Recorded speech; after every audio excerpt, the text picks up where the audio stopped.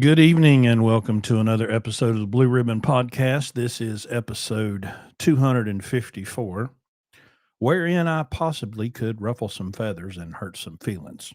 Now, that's never my real intention, but I want to make sure that I say things plain and put it to where everybody can understand it. But this one is probably going to upset some people. And the title is Your Rate Per Mile is Meaningless. I have found over the last few years that I've been interacting on social media that, people love to complain about the percentage that Landstar pays the truck and the trailer. And I respond to that with, well, at the end of the day, when you figure our expenses, which are incredibly low, um, that the net profit works itself out. But then we also have a high rate per mile. And generally, no matter what I say, it's not going to matter because they're just going to be mad and they're just going to have to be mad. But I did have an experience this week that I wanted to share with you, and it's kind of brought things into focus for me. I was doing a TikTok live, and there was a guy in the comment section who said, "Hey, I'd like to reach out. I'd like to connect and see if you can help me." And so we talked to him. He's been a BCO since the first part of the year, just started right at the end of January. And we talked to him about his operation. And I said, okay, well, let's do this. I've got a new spreadsheet that I've developed that I'm pretty proud of. And it's kind of a cash flow spreadsheet. It's not really the kind of thing that you're going to use to do your taxes. That's best left to QuickBooks or profit gauges. Profit gauges, I think, is the best, especially for the first time single truck owner operator, because it has a good user interface and it's less than $20 a month. But it provides you everything that you need. Now you can go into QuickBooks. It's not all that complicated either. But what I wanted to do is I want us to make sure that we're staying up on our cash flow and we've got some sort of accounting that will give us the signals as the business owner. Okay. I mean, when we're an owner operator, we are everything. We are the driver, we are the load planner, we're the dispatcher, we're the accountant, we're the maintenance supervisor. You're taking on all of these responsibilities where if you're at a carrier as a company driver, you may not recognize that all of those people are there, but they're there. They're 100% there. And when you make the decision to buy a truck and go into business, in most cases, you don't have the support of all of those people. You have to figure out how to do that on your own. And it's very difficult sometimes to separate the driver from the business owner. So there's always been a kind of common understanding or acceptance that if you pay yourself on a W 2, you set up an LLC with subchapter S election, you can save yourself a lot of taxes by sheltering a portion of your income from the Social Security Medicare tax. And so it's always been the motivation. Well, I'm gonna pay myself as little as possible, what the IRS would call a reasonable salary. I want to pay myself as little as possible on that W 2 so that I can get the tax benefit of using the subchapter S, and then I've got the rest of the dividend. Well, I have changed my views on that, and really just in the last month. I still believe you should have an LLC with a subchapter S. I still believe you should pay yourself a salary every week, but I think it should be actually reasonable based on the market conditions. I think you should pay yourself what you would pay any other driver. We pay our drivers 25% of the gross line haul and accessorials. The fuel surcharge goes 100% to the truck. So our drivers can see anywhere from 1,800 to 2,500. I've seen some guys make some $3,000 weeks. But I now believe that you need to train your new business to make sure that driver gets paid, and that driver's you. So I've set this spreadsheet up to where the very first thing that it does is it says, pay the driver 25% of line haul and accessorials. And then you're going to do your calculations. You're going to look at your revenue and say, okay, well, I did this much revenue this week, and I'm going to pay the driver myself. I'm going to send that money to the house. And that's a reasonable amount of money that a truck driver should make because you're a truck driver. The next thing it's going to do is it's going to assign a value of how much you need to put into the maintenance fund. We suggest 25 cents a mile. Now, that's higher than all of the averages and all of the metrics that have been put out about what truck maintenance is. But when you have a new business and you're a new first-time owner operator, you need to be saving more than what is necessary. So I don't care if you've got a new truck or not. You need to be setting aside 25 cents per every mile, loaded and empty. And the spreadsheet does that. It takes your total loaded and empty miles, and it says 25 cents for every mile. And this is how much needs to go into maintenance. And then it calculates all the rest of your expenses. And it says, here's your net profit. And right below that is a cell that says, and here's how much of that net profit needs to be set aside for taxes, which leaves the final cell on the spreadsheet, which is called a dividend. Dividend is the name for any money that you, the business owner, earn after you've paid the driver, after you've paid all of your expenses. It's a safe number that says, okay, I can spend this money and not be guilty, not feel guilty, not feel bad, because I've paid my driver, me, I've saved for maintenance, and now I've got this left over. So to give you an example of this, I have gone back and I have entered all of the information for all of our trucks into this spreadsheet. And my top driver, I'll bring up the number here so I can look right at it. As of last week's settlement, which was the 22nd, no, I'm sorry, yeah, 29th. Okay. So these numbers put into this spreadsheet, it's built to show him what he would have made had he been the driver. Or I'm sorry, had he been the owner. All right. These are numbers that he can safely say, all right, if I own this truck, this is what I would make. So he's at about $94,000 as a driver. That's pretty reasonable at the end of October. He has a maintenance balance of $7,984, which is also nice. And then he has a dividend. This is money after all the expenses, maintenance has been taken care of. The driver has been paid every possible thing that we can think of. It's come out of the settlement. He has a dividend of $34,592. So his driver pay again was, I'm doing this in my head. So let me just get the BSC 9000 out so I don't look like a fool. 95,000 as a driver plus another 35,000. He's at $130,000 right now net at the end of October. Now he's our top producer. He's he can do oversized loads. But what that tells me is that in 10 months, he could safely say, okay, I've made $130,000 plus another $7,000, $8,000 in the maintenance account. And we've spent some maintenance on this truck, and that's accounted for there too. Here's where the problem comes in. His rate per mile is impressive, obviously, pulling that kind of freight. But what's more impressive is the revenue number. And I want us to understand the reason that I'm saying your rate per mile is meaningless. It's because the revenue is what's going to make there be money left over at the bottom. Okay. So I started doing this accounting for this new BCO. He's 9 months in. And the problem is his business has only generated enough revenue to pay the driver $34,000.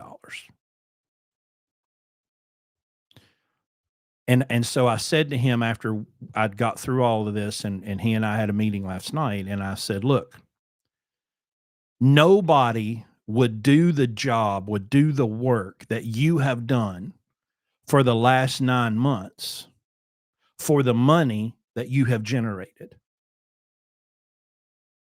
He has no dividend. Matter of fact, his dividend is $3,600 negative, or his net profit. There is no dividend. So using this formula of taking the revenue, paying the driver, setting aside for maintenance what we could, his business right now is $3,600 negative. He has no maintenance savings. He has no tax savings, because the reality is he really hasn't made any money.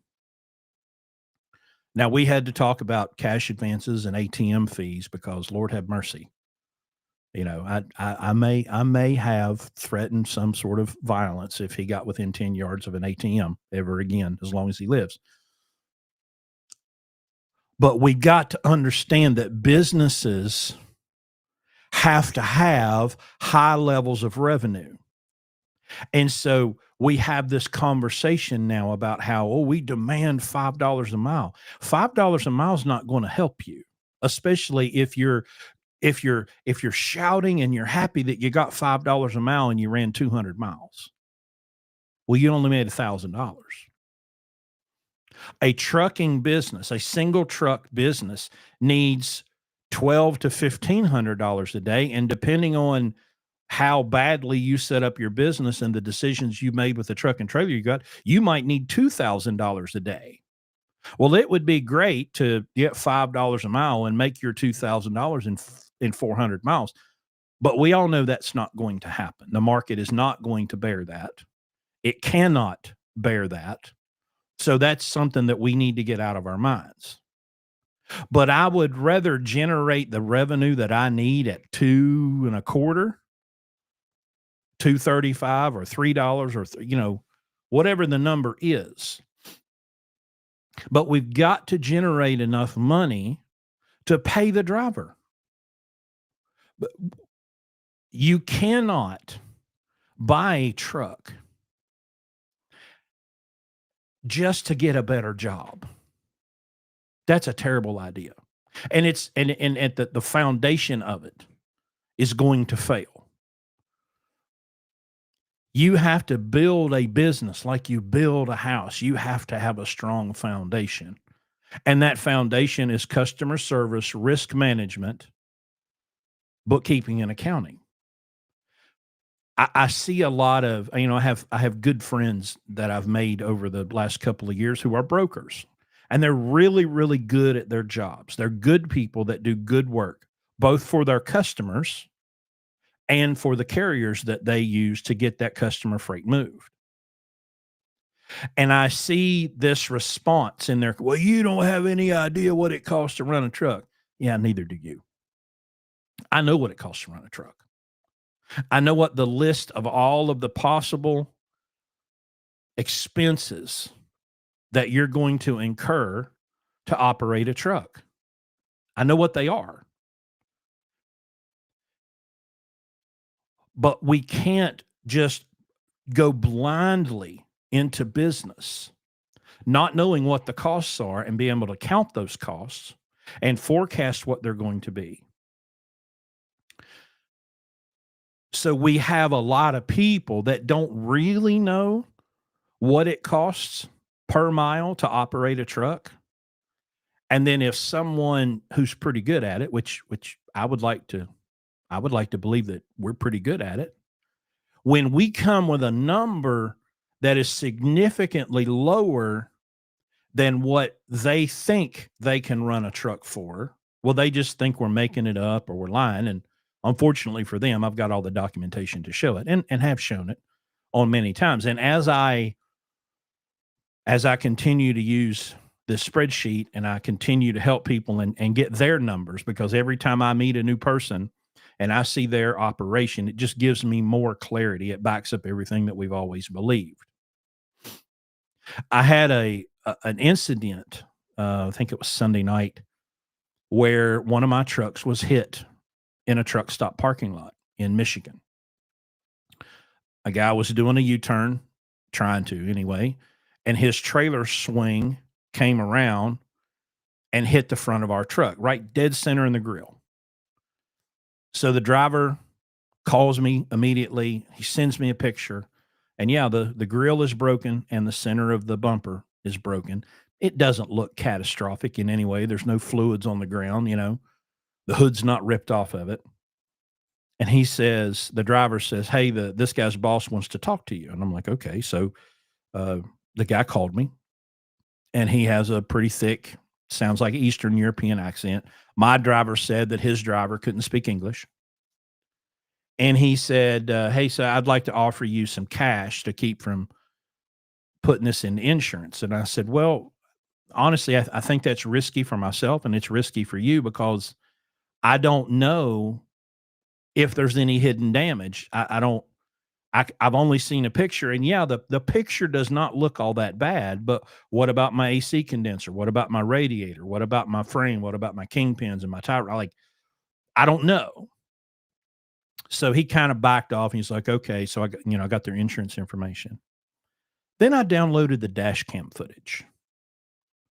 And the dash cam footage tells a completely different story.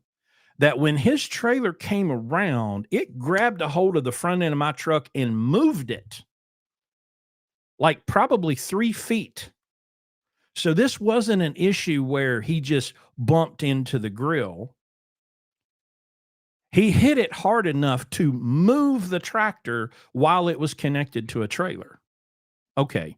Well, I think we are going to have to probably look for some hidden damage because that's a significant event. I put this into a couple of videos into TikTok, and I got a very interesting response from a guy. He says, "Well, you should have been willing to help the guy out.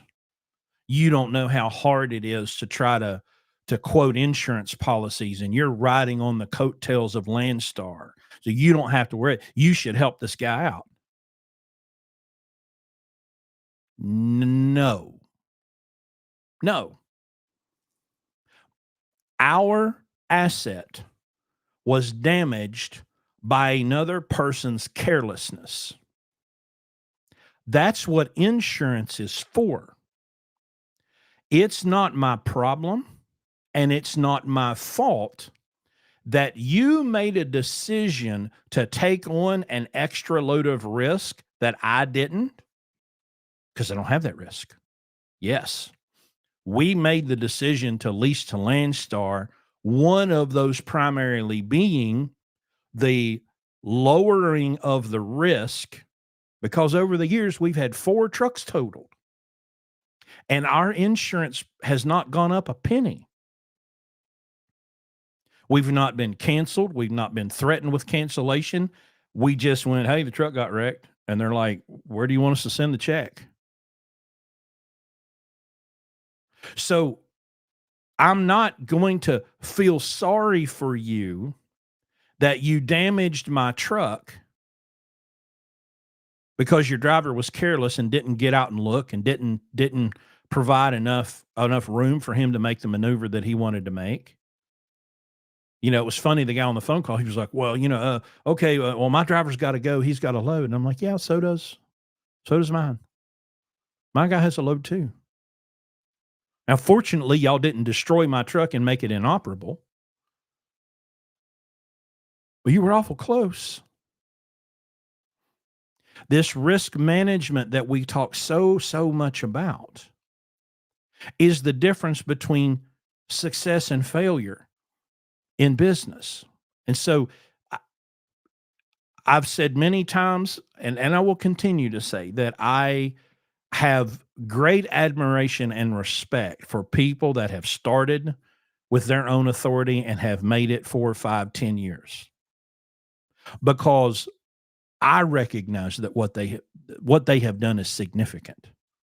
What they have done is outside the norm. It tells me that they have worked incredibly hard. They've worked a whole lot harder than we have and may ever will. They've done something significant, and they should be applauded for that. But that doesn't mean that I'm going to tell someone who's never been in business, who's never done a P&L or even knows what a P&L is. It's a profit and loss statement, by the way. I'm not going to tell someone with no business experience to take on a venture that is loaded with that much risk. This is one of the riskiest industries on the planet. We've been riding these 40-ton horses for so long that we forget how easily they can destroy things. So we must think about the danger, both physically and financially, taking on the responsibility of running a business like this. And then when you're going to, I'd like to get 1 truck or 2 truck or 5 trucks or 10 trucks. Okay, well, that means you're going to have employees.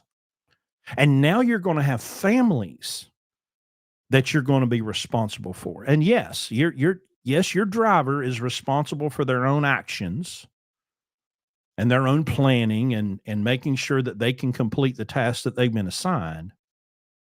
But as long as they do all of that, it's 100% on you to make sure that money hits the bank every Friday. And so this is why I started thinking, okay, you know what? I think from day one, when you start a new trucking business, and I don't care if you're leased, I don't care if you've got your own authority, that you need to make sure you're paying that driver.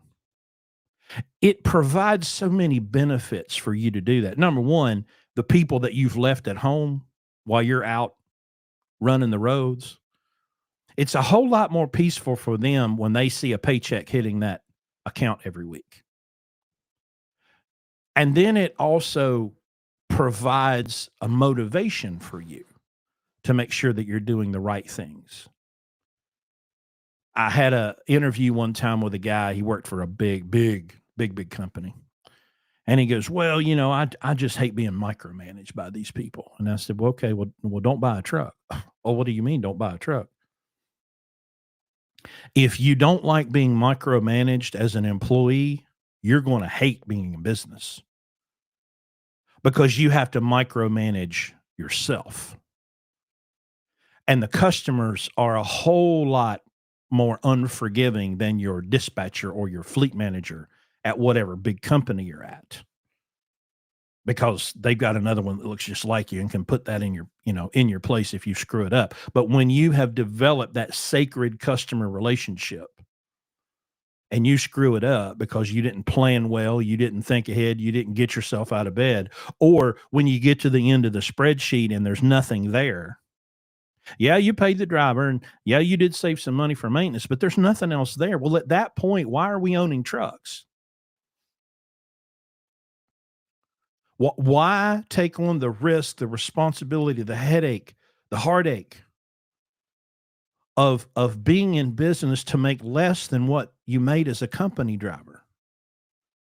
And I'm more convinced than I've ever been that probably most of these owner operators, if someone actually did their books, would find out they're making less money than a company driver. And I just don't think that's worth it. Especially when I don't have any of the employee protections. I don't have, I don't have workers' comp, or I don't have health benefits, or I don't have retirement benefits or 401ks or any of this stuff. And I'm going to take on all this risk of opening and running a business to make less than someone who doesn't have any of that responsibility. I think that's crazy. Now, obviously, I did it myself. I did all the wrong things when I was in business, and you can't really blame anyone because we're all in the same boat. We all had the same education in high school, which didn't help much. And even if you did go to college, there's not really any practical business advice to be found there. It's figure it out. And if you figure it out, great. And if you don't, well, I'm sorry about your luck. I hate that for you. So we've got to have, we have to have an accounting system that will tell us how much taxes that we're going to have to pay out. But we've also got to have an accounting system that gives us signals when we're not working enough. And we see that all too often where people are sitting around waiting for a certain rate per mile. No, what you need to do is you need to get up and throw another big pile of revenue on top of the pile that you've already created. We need a revenue goal every week. Ours is $8,000. Now, 6,800 is a number that we're like, okay, well, 6,800 is reasonable. 8,000 is where that butter's at. That's where we want to be. But if we're not hitting 6,800, that sale down at the bottom is going to be blank. So we can't run around at $3,000 and $4,000 a week, which sounds to a lot of normal people. That sounds awesome. I'm $3,000 to $4,000 a week. Yeah, but not all of that's yours. So we've got to have a reasonable goal established for our weekly revenue that gives us something to aim at. Because as Zig Ziglar said, if you aim at nothing, you will hit it every single time. So we've got to have a big goal. We've got to have a reasonable goal, but it's got to be more than what it is we need to get by. Because as we all know, trucks and trailers are terrible communicators. They still yet refuse to say, hey, man, listen, next Thursday, I'm going to sling this drive shaft out in the middle of the interstate. In the middle of an intersection is probably what's going to happen, And now I'm blocking the road and the cops are here and there's a tow bill and, it's become an emergency situation. And then you're stuck. So we, as the old saying goes, we better be making hay while the sun shines. So if there's an opportunity to run freight, you better be out there running it. Building a business is like having a child. If you don't feed it during those first formative years, it will die. So that's why we have always been very, very specific to say to people, look, if you're going to start a business, you are going to work harder than you've ever worked in your life. So if you're a company driver and you say, man, I don't want to work as much, I want to buy a truck, please don't do that. Please don't do that. Because you're going to be miserable and you're going to fail. And failure in business generally comes with things called bankruptcy and divorce and lots of other heinous things that happen to people. If you're going to start a business, you have to be real serious about it. And we're real serious about it. And that's why you will see from time to time that we do get a little bit upset with people who are pretending to be in business, don't really know what they're doing, and then they want to try to tell us how things work. Well, we're not going to do that. You need to sit down. Especially some of these people that are company drivers right now, have never owned a truck, and they're telling everybody in the market how things are going to be. No, just please have a seat. No one is interested in anything that you have to say, because you have no experience to back up all of the crazy things that you're saying. You've got to pay your driver. You've got to save for maintenance. You've got to save for taxes. And in order to achieve those things, that revenue number at the top of your page is going to have to be a big one. And then if you make the unfortunate decision to buy too much truck, and you've got this exorbitant truck payment and very large physical damage insurance payment every month, that revenue's got to be even higher. So we're going to do a lot more content as we go along with this new spreadsheet that we have developed. I think it's kind of a game changer in, not that, ain't like nobody's ever made a spreadsheet before. But this one has a mission tied to it. This one has clear indicators, especially for those of you at Landstar. Now, it's as it stands, it is specific to Landstar BCOs. I do not personally have enough experience with operating a truck, even though I know what all the costs are outside of the Landstar system. We could come up with something, or maybe you could take it and you could work it around, but it's got formulas and things in it that are very specific to the Landstar system. So just so that you know, if you're not in the Landstar system, this is probably not going to work very well for you. But we're going to talk a lot about this process, because again, I've radically changed one of my most fundamental positions of, well, just pay yourself what you can get away with. No, you need to pay yourself what you can live on. And then you, the business owner, need to pay you, the truck driver. And then you, the business owner, sometimes may have to motivate that truck driver. No. We are not sitting in the truck stop today. We are going to book a load and we're going to go throw some revenue on the pile. So turn off the Xbox and get up out of the bed and go get in the driver's seat and let's go make some money. But you've got to have data that informs that decision. Now, look, you go off and rattle off 3 $10,000 weeks in a row, then you and the truck driver could take a couple day vacation. But what you don't do is you don't take a vacation when 3 weeks in a row, the number at the bottom has been 0 or negative. That number at the bottom of the page has got to have a significant. I mean, it should probably be $1,500 to $2,000 a week on top of what you have paid the driver. If you're not doing that, that has nothing to do with your rate per mile. That has everything to do with your revenue per day. And there's one person that's going to help you increase that revenue per day, and that's you. You, the truck driver, you, the business owner. Stop being distracted by high rates per mile. Go get revenue. Set a daily goal, set a weekly goal. Someone many years ago said this, and I don't know who I could credit, but if you have a bad day, you look at your week. And if you have a bad week, you look at your month. And if you have a bad month, you look at your quarter. And if you have a bad quarter, you look at your year. And if you have a bad year, well, it's probably you. But you have to keep yourself in perspective. And all of this is built.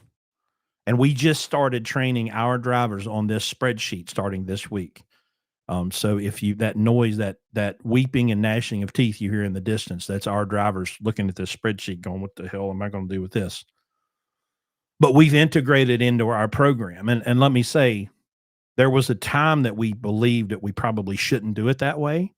We didn't want to overwhelm them with numbers in the beginning. But now we've come to the position, it's like, you know what? No, from day one,